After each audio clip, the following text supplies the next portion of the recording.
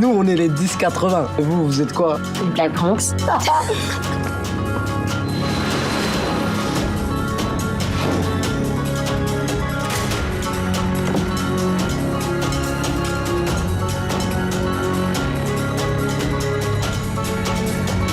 Tu vois, si t'essaies de revoir ce fils de pute de Marocain, c'est ce que tu veux lui faire. Bonsoir Dominique. Black, un film réalisé par des Belges, Adil El Arbi et Bilal Fella. Oui, c'est un film qui sort aujourd'hui, mercredi, en Belgique. Alors c'est une histoire assez peu originale au fond, parce que ça raconte tout simplement l'histoire d'une jeune Belge d'origine africaine qui vit dans le quartier de Matongué. Et elle tombe amoureuse d'un jeune homme maghrébin qui vit dans un autre quartier, surtout qui est issu d'une autre bande que la sienne. Eh bien, figurez-vous que ce film-là, eh bien, certains cinémas en Belgique ont refusé de le diffuser. Il y a par exemple le Stockel, le ciné.com à Verviers, à Charleroi. Et puis également le Vendôme, qui se trouve dans le quartier de Matongué, le quartier africain de Bruxelles.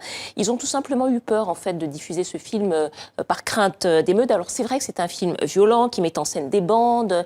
Enfin, les deux réalisateurs qui ont été interviewés disent que c'est pas du tout de la violence gratuite, que c'est surtout pour retranscrire finalement cette violence urbaine bruxelloise, et puis aussi l'atmosphère du livre dont est tiré ce film. On les écoute. Les bandes urbaines à Bruxelles, c'est une réalité qui est aussi très dure. Et si on fait un film basé sur un livre de Dirk Brakke et aussi on parle d'un sujet tel que les bandes urbaines, on est obligé de montrer aussi d'une certaine façon cette dureté à l'écran aussi. Et ce qui est aussi très typiquement pour Dirk Brakke, c'est chaque fois qu'il crée un livre, c'est basé sur des vraies histoires ou sur des vrais personnages. Et pour Black, il y avait un vrai Mavela qui a vraiment eu ce problème-là.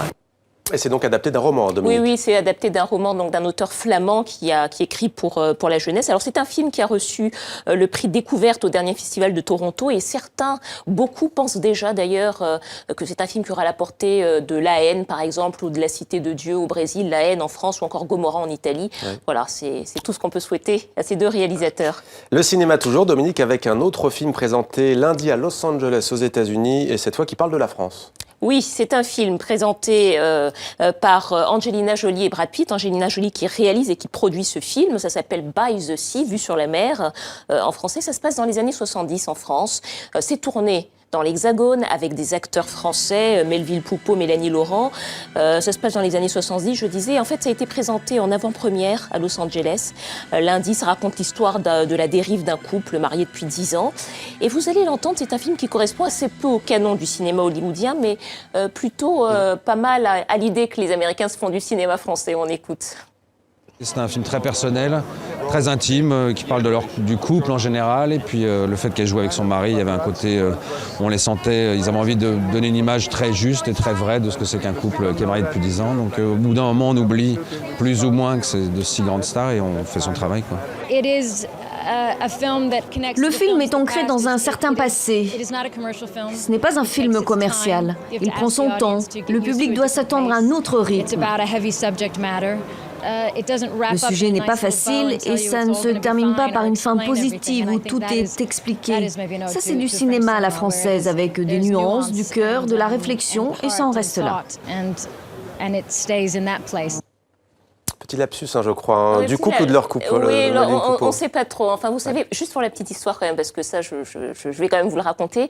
En 2009, Sam Mendes, le réalisateur, avait fait un film qui s'appelle Noces rebelles, dans lequel jouait sa femme d'alors, Kate Winslet, avec Leonardo DiCaprio, qui racontait aussi la dérive d'un couple.